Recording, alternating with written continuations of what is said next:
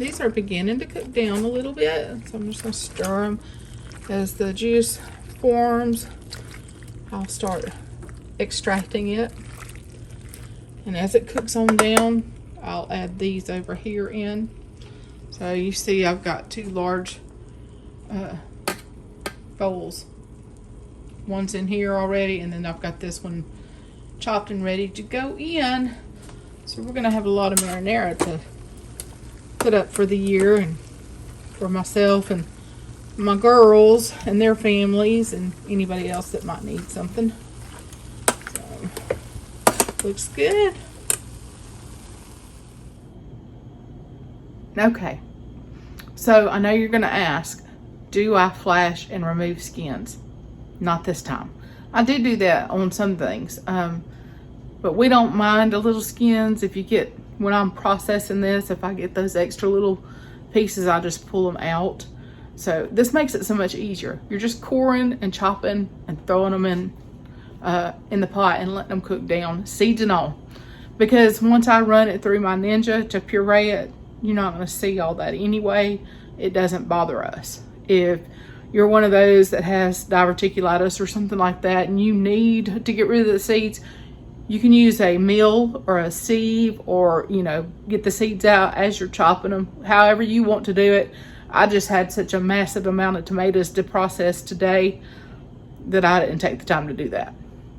Okay, so I'm ladling up some of the juices. You can see there's a lot of it. So I've got my half-gallon jar, and I'm filling it up, and then I'm gonna fill another one and another one until I'm finished. And then as these continue to cook down, we'll just keep extracting the juices. Oh, and I'm making a mess, which I'm good at. I usually put wax paper down before I do this, or parchment paper or something, but I didn't today. Anyway, gonna fill it up and then move on to the next one. Don't forget, you have to add your citric acid or lemon juice. And you can look in your ball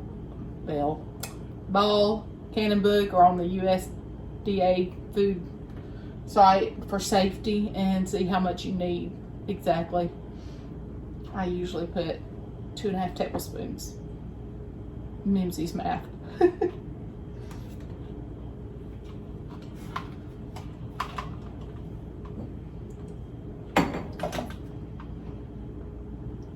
And then you can add salt, a sea salt or a kosher salt if you want to, not required.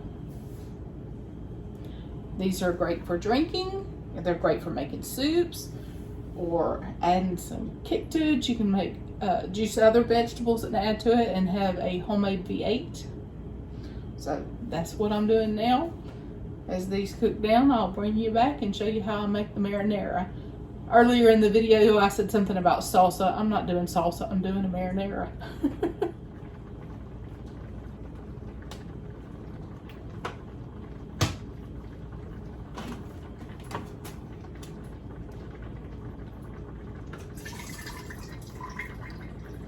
Getting lots of good juice today.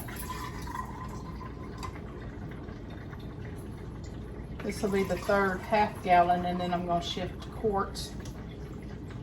Save my big half-gallon jars for vacuum sealing dry goods too. If you've not ever done that, that's something good to look into. You can vacuum seal all kinds of things. Rice, salts, flours, cornmeals, beans, cookies, all kinds of things. So candies, like if you hit a clearance around Halloween or Easter or something and you want to save candies for the grandkids, you can put them in one of these big jars and seal it up. It'll last a good while. I think year before last, I filled these size jars up with an assorted of candies for my older grands, and I hid $50 bills in the middle of it. So they couldn't see it and they just thought they got candy, and then as they ate down Then they found some money moolah, which is aluminum spelled backwards. Y'all remember that commercial? I'm giving my age away, I know.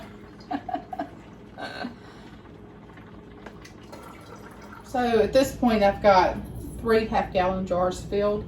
I'm going to take my cloth with a little vinegar on it and wipe these rims good. And then I'm going to put my warm lids. I took them out of the stuff and got them over here to kind of where I could grab them quick and get this sealed up. And you will water bath these, so you've got to have a tall way of water bathing so that you can cover that up. I've got a big stock pot that'll let me cover this with water. So, and then you can water bath it for 20 minutes because it's just juice, and it'll sit on the shelf after it's completed, sitting for 12 to 24 hours. It'll last on the shelf for quite a while. And the tomatoes just keep coming. I ended up having to use a smaller crock pot for the rest of those that I've done this morning. And I still have a few boxes of green ones from my garden that I've already pulled that's not ripe yet. So I'm just waiting on these to ripen up. My neighbor told me I should cut them up and can them green and make a green tomato gravy in the winter with it. I don't know. Never heard of it, never tried it. She says it's great. Let me know in the comments if you've ever done that. Now we're multitasking. I turned my roaster around and got my stock pot going with my juice, and then I got the crock pot over there. So we'll continue on until it's done. Okay, I have pulled off 3 half-gallons, 3 quarts. I've got 4 pints in the water bather, so that's 5 pints of tomato juice. And we're gonna move on to what's left. Okay, here we are. I combined what was in the little crock pot with the big crock pots now that it's cooked down real good. Yes, you can see there is still some juice. I don't want it completely dried out. But I am gonna take this and scoop it out and run it through my Ninja and make a puree, and then I'll cook it down some more with my seasonings in it. You see I've got cherry tomatoes in there. I've got green tomatoes, yellow tomatoes, just all kinds of things out of my garden. And then one of my friends called this morning and she had 2 boxes of tomatoes and she was just done. So she asked if I wanted them. Of course I did. I'm not going to turn down tomatoes. We use a lot of them. So I'm going to run the Ninja.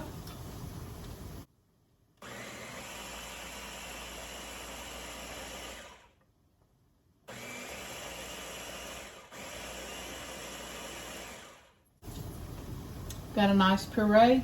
I decided for the sake of space, since I am going to have to cook supper soon, I'm just going to put the sauce in here, the puree, and then I'll add my seasonings.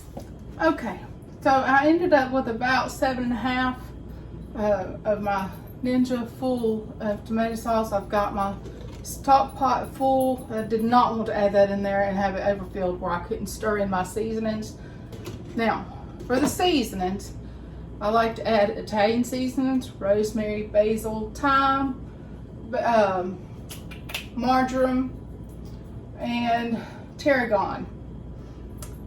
When I get ready to cook with it, then I'll add garlic. I don't like to add garlic when I'm canning because it gets stronger and stronger. And and I'll also add a little salt and pepper to taste, and oregano.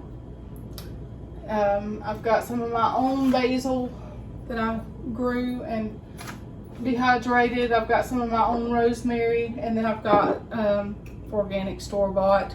So I just season to my taste and then jar it up, and we'll go through that once I've cooked it down a little bit longer and seasoned it, and show you how we finish that up. I'm gonna multitask. So while this is cooking down and those flavors are welding together, melding good, I'm going to take my clean jars and put them in my water bath canner that I just used to do all the juice, because that water is good and hot and it'll come to a boil quicker, and that'll sanitize these jars. I'll let them go for about 10 minutes, then I'll pull them out and I'll be ready to put my sauce in my jars.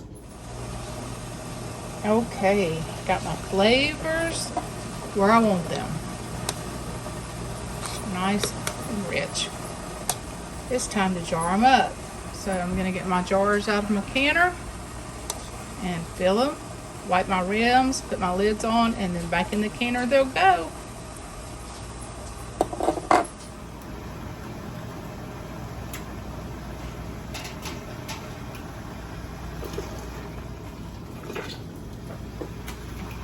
Okay.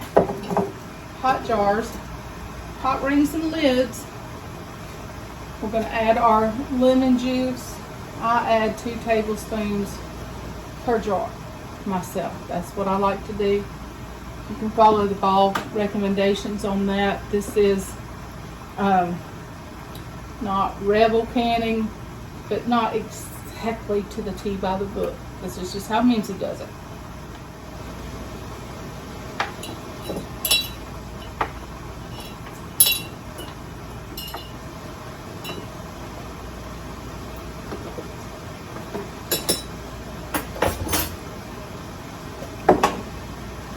Got our funnels, and we're going to fill our jars to an inch headspace.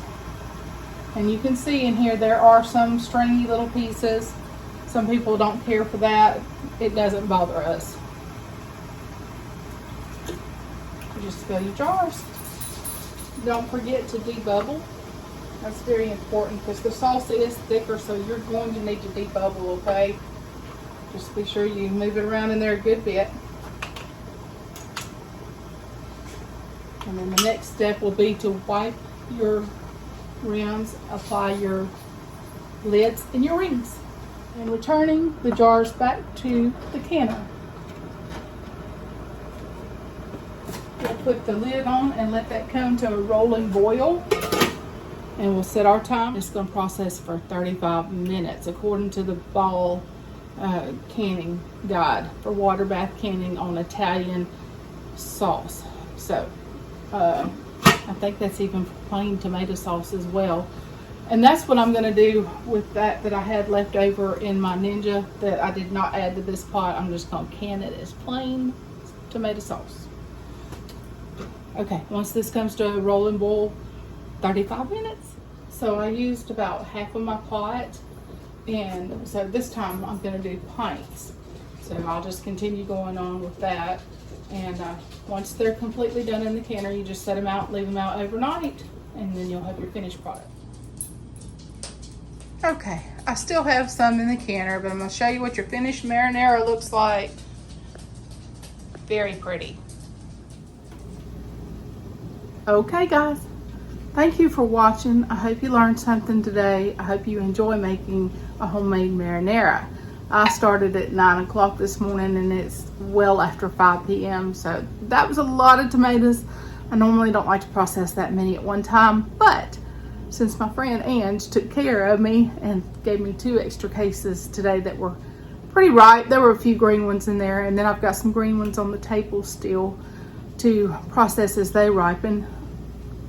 Thought I'd go ahead and get a move on and get this much more done. So far this year I've done diced tomatoes, stewed tomatoes, tomato sauce, marinara, rotel. I haven't done salsa yet because I did so much last year. I still got 5 or 6 jars. But with these green tomatoes, if I don't decide to do the green tomato gravy or stewed green tomatoes to can, I may wait till they ripen and then actually do a salsa with those. So lots of tomato products, lots of tomato juice. I'm very excited about that. That goes so well, as I said before, with vegetable soups, chilies, other soups, and just drinking hot or cold. It's a good thing.